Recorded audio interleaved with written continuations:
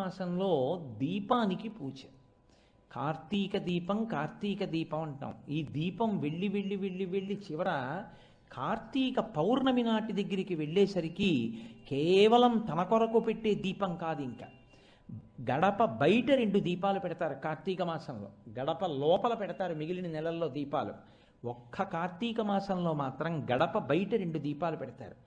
ఈ 2 దీపాలు యమధర్మరాజు గారి యొక్క పాశము ఆ ఇంట్లో ఉన్న వాళ్ళ మీద పడకుండా కాపాడతాయి.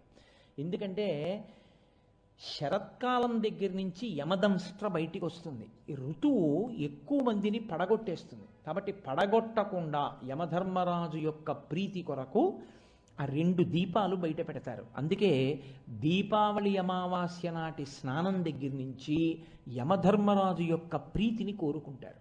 అందుకే దీపావళి అమావాస్య నాడు చేసేటటువంటి స్నానం కేవలం ప్రతి